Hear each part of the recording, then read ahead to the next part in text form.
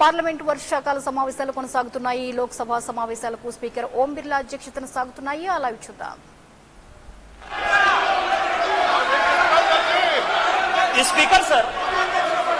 Speaker sir Gaurav Gogoi जब बोल रहे थे इस कांग्रेस पार्टी को शहादत के बारे में, लोगों का क्या बलिदान है इसके बारे में कुछ पता नहीं है. इन्होंने मणिपुर की बात की और पूरे देश को नहीं, पूरे संसद को जो है इन्होंने चैलेंज किया कि आप लोग में से बहुत लोग मणिपुर नहीं गए, मणिपुर नहीं देखा है आपने. मैं मणिपुर के इतिहास का भुक्तभोगी हूं. मेरे मामा एनके तिवारी 73 में अपनी पैर जो है वो गंवा चुके मणिपुर में, और 1989-90 में मणिपुर में उनके ऊपर अटैक हुआ. सीआरपीएफ के वो डीआईजी हुआ करते थे. और जो जगमोहन जी ने अपनी किताब लिखी है माई फ्रोजन टर्बुलेंस इन कश्मीर, उसमें उन्होंने 10 बार जिक्र किया है कि यदि एनके तिवारी जैसे अफसर नहीं होते तो शायद कश्मीर नहीं बचा पाते. और वही एनके तिवारी जब मणिपुर में आईजी बनकर गए तो आपकी सरकार ने उसी ओपीएम लॉबी के तहत उनको गिरफ्तार कर लिया और कोर्ट ने कहा कि ये आप कर सकते हैं. आप राष्ट्रवाद की बात करते हो, आप मणिपुर की बात करते हो. आपने अभी कहा कि असम में समझौता हुआ. आप तो असम के हैं, सांसद हैं. क्या 83 के चुनाव में कितने % लोगों ने असम में वोट दिया था? कितने लोग मारे गए थे? और जब आपने all India Assam students union के साथ समझौता किया तो उस समझौते का एक पार्ट था कि ये सरकार जो है हटाई जाएगी, आपकी सरकार खत्म की जाएगी. क्या वो समझौते का पार्ट नहीं था? मैं तो माननीय गृह मंत्री जी को कहूंगा कि वो समझौते का जो पूरा प्रारूप है इस सदन के अंदर जब अपना जवाब दें तो शायद वो जवाब देंगे. मिजोरम में आपने 7% वोट के आधार पर, केवल 7% वोट के आधार पर, केवल 7% पूरे देश को जानने के लिए लालथन हावला की सरकार बना दी थी. और इसीलिए जब लाल डेंगा के साथ सरकार बनाई आपने, जब उनके साथ समझौता किया तो 7% के साथ आप उसको डेमोक्रेसी चलाने देते. इतिहास में जाइए, इतिहास में झांकिए. अलग अलग तरह की बातें करते हैं. कल राहुल जी आए, ऐसा हंगामा हुआ, पूरी दुनिया आ गई. राहुल जी गए कब थे? हम लोग भी यहां सारे सांसद बैठे हैं और उनको जानकारी होनी चाहिए कि हम जो है बजट सेशन में यहां आए थे. मार्च अप्रैल में यहां आए थे ना. राहुल जी थे बजट सेशन में कि नहीं? थे ना. इसके बाद हम लोग मानसून सेशन में आए. राहुल जी हैं कि नहीं मानसून सेशन में? राहुल जी गए कहां थे? कहां गए थे? किस तरह की चर्चा है? और दूसरी बात यह है कि जिस सुप्रीम कोर्ट के जजमेंट के आधार पर आए हैं उसने अभी जजमेंट नहीं दिया है, अभी स्टे ऑर्डर दिया है. और तो भी उन्होंने कहा है, लोग कहते हैं प्रधानमंत्री मौन है, प्रधानमंत्री माफी नहीं मांगते, प्रधानमंत्री चीजें नहीं बोलते. मैं ये कह रहा हूं कि ये क्या नहीं कर रहे हैं, अभी भी कह रहे हैं. 2 चीजें कर रहे, मैं माफी नहीं मांगूंगा. क्यों माफी मांगे भाई? मोदी तो बहुत छोटा जात है, नीच जात है, ओबीसी है. ओबीसी से क्यों माफी मांगेंगे? बड़े आदमी है. और दूसरी बात यह है कि सावरकर नहीं हूं मैं, सावरकर नहीं हूं मैं. आप सावरकर हो भी नहीं सकते, कभी जिंदगी भी नहीं हो सकते. 28 साल उस आदमी ने जेल में गुजारा है. आप अपनी तुलना सावरकर से करते हैं, कभी सावरकर नहीं हो सकते. ये जो सवाल है सर, ये INDIA की बात करते हैं. मुझे तो, मैं सोनिया जी का बहुत सम्मान करता हूं. और ये जो INDIA बना है सर, ये INDIA, यहां जितने लोग सांसद बैठे हैं ना, उनको रैंडम यदि आप पूछ लीजिए अपोजिशन वाले से कि INDIA का क्या फुल फॉर्म है, शायद कुछ ही लोग होंगे जो बता पाएंगे. और ये इंडिया बात कर रहे हैं सर. मैं तो इस मणिपुर का जो है शुक्रगुजार हूं, मणिपुर का शुक्रगुजार हूं जिसको अभी आपने डांटा सर, दानिश अली को, जिसको आपने डांटा. भारत माता की जय कहने पर भी उसको लगता है कि ये बीजेपी का नारा है. लेकिन मैं मणिपुर का शुक्रगुजार हूं कि जितना इंडिया जो है आजादी के बाद से कांग्रेस ने नहीं किया होगा, 1947 के बाद से उतनी बार इंडिया का यहां नारा लगा. मैं आपका शुक्रगुजार हूं.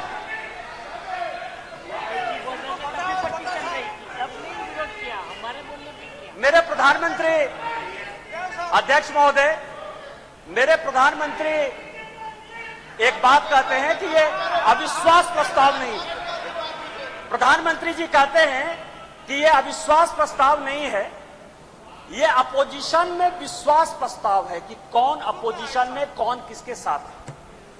जब माननीय प्रधानमंत्री जी ने यह कहा तो मैंने सोचना शुरू किया सर कि प्रधानमंत्री जी ये बात क्यों करें, हमारे खिलाफ अविश्वास प्रस्ताव है, लेकिन वो कह रहे हैं कि ये अपोजिशन वाले अपने विश्वास प्रस्ताव की बात कर रहे हैं और उसमें वो देखना चाहते हैं कि कौन दल सचमुच उनके साथ है।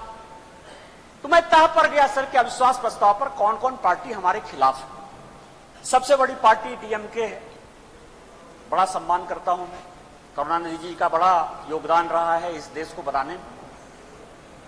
अब आप समझे सर कि 1976 में भ्रष्टाचार के आरोप के ऊपर इस कांग्रेस ने करुणानिधि जी की सरकार को बर्खास्त कर दिया और 80 में जब इंदिरा जी की सरकार बनी तो यही डीएमके उनके साथ हो गई।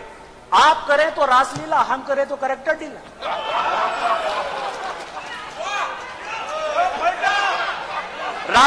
राजीव गांधी का मर्डर हुआ सर, राजीव गांधी का मर्डर हुआ, 2 कमीशन बना, वर्मा कमीशन बना और जैन कमीशन बना, और जैन कमीशन ने कहा कि लिट्टे को सहयोग करुणानिधि जी की पार्टी डीएमके देती थी। क्या जैन कमीशन गलत था? क्योंकि उस कमीशन को आपने उसके बाद भी आपके साथ है। मैं तो बहुत सम्मान करता हूं। आप ये बताएं कि आप भ्रष्टाचार की बात करते हो, आप ईडी सीबीआई इनकम टैक्स की बात करते हो, इसी सदन के बड़े इंपॉर्टेंट सदस्य हैं, मैं सम्मान करता हूं, मेरे दोस्त हैं, राजा साहब, गनी जी बैठी हुई हैं, दयानिधि महारन जिनका विभाग बदल गया। हमने आपके ऊपर 2G का केस लगाया, हमने बंद किया। उस गरीब महिला को सर, बेचारी महिला को इन लोगों ने जेल में डाला। आप हमारे खिलाफ हो, हमने क्या किया? हमने क्या किया? हमने आपका विभाग नहीं बदला, हमने आपका विभाग नहीं बदला। आप अपोजिशन का लेके आए हो, आप अपने पोजीशन पार्टी की बात कर रहे हो। दूसरी पार्टी है टीएमसी, दूसरी बड़ी पार्टी है जो प्रधानमंत्री जी ने कहा, उसी को मैं एक्सप्लेन कर रहा हूं सर कि प्रधानमंत्री जी ने, क्योंकि वो हरि अनंत हरि कथा अनंता वाली बात करते हैं, एक शॉर्ट लाइन में बात करते हैं। दूसरी पार्टी है सर टीएमसी। माननीय राजनाथ जी संजोग से बैठे हुए हैं। सिंगूर का बड़ा आंदोलन हुआ, भारतीय जनता पार्टी की सहयोगी थी, हमने साथ दिया टीएमसी। माननीय राजनाथ सिंह जी पार्टी के अध्यक्ष होते हुए ममता बनर्जी के रैली में शामिल हुए, हमने आंदोलन को साथ दिया। यदि आज आप बंगाल में सरकार बनाए, उसमें हमारा भी कोई योगदान है, लेकिन आपको करप्ट किसने बनाया? नारदा का केस हमने आपके ऊपर नहीं किया, शारदा का केस हमने आपके ऊपर नहीं किया, इस कांग्रेस ने किया। आपका विरोध उस कांग्रेस से होना चाहिए कि हमसे होना चाहिए? तीसरी पार्टी है लालू प्रसाद जी की आरजेडी, ललन सिंह जी यहां बैठे हुए, हमने उनको जेल नहीं भेजा सर। मैं केवल यह कह रहा हूं किस तरह की ये अपोजिशन की यूनिटी है। एक जो गाना है ना सर, एक ऐसा सुर मंदिर है जिसमें संगीत नहीं, गीत लिखती दीवारों पर, गाने की सुर नहीं, गाने की रीत नहीं। मतलब आप ये समझे सर कि ये आंख का अंधा नाम नयन सुख, सब एक दूसरे से लड़ रहे हैं, लेकिन नाम क्या रखा है? इंडिया।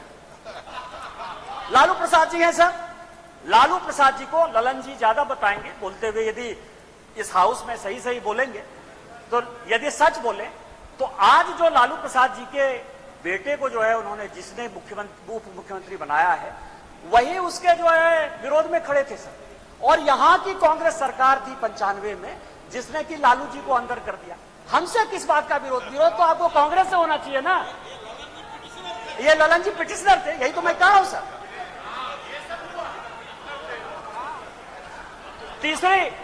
तीसरी पार्टी है सर मुलायम सिंह यादव जी। चौथी पार्टी है मुलायम सिंह यादव जी की पार्टी सर। अच्छा, मुलायम सिंह जी यहां थे तो हम लोगों के लिए बड़े सम्मानित थे, और जब भी है देश प्रेम की जो भावना थी उसके ऊपर कोई चैलेंज नहीं कर सकता है। लेकिन मुलायम सिंह यादव की इमेज को किसने चौपट किया? ये मेरे पास यदि बोलेंगे सर, सारे पेपर में लेके आया हूं, कि विश्वनाथ चतुर्वेदी जो है कांग्रेस के कार्यकर्ता है, पीआईएल करते, और सीबीआई का केस जो है 2007 में डिसप्रोपोर्शनेट एसेट का मुलायम सिंह यादव जी के ऊपर हो जाता है। 2008 में इसी सदन में मुलायम सिंह यादव जी ने आपको सीबीआई के डर से न्यूक्लियर में सपोर्ट किया कि उन्होंने अपनी आइडियोलॉजी के तहत किया, ये आप बता दीजिए जनता को। और उसके बाद आपने इनकम टैक्स का केस कर दिया। और हमने क्या किया मुलायम सिंह यादव जी के साथ? हमको पता था कि वो ईमानदार आदमी, हमको पता है कि देश के प्रति उनकी भावना जो है, और ये पिछड़े दलित शोषित वर्ग से आते हैं, इसीलिए कांग्रेस ने उसको ये किया। हम लोगों ने सीबीआई के सारे केस को खत्म किया और आज मुलायम सिंह यादव जी के ऊपर केस ने, फिर भी मुलायम सिंह यादव जी हमारे विरोध में, और उसके बाद पद्म भूषण भी दिया हमने। उस दिन सुप्रिया जी बहुत बोल रही थी, एनसीपी है नेचुरली करप्ट पार्टी कहा है सर? माननीय प्रधानमंत्री जी ने कहा है, बीजेपी कहती है, हम लोग कहते रहते हैं। मैं गया उनके तह पर गया कि 80 में मैं केवल अपोजिशन यूनिटी की बात कर रहा हूं सर। 80 में शरद पवार साहब की चुनी हुई सरकार को किसने बर्खास्त किया? हमने नहीं किया, इस कांग्रेस पार्टी ने किया।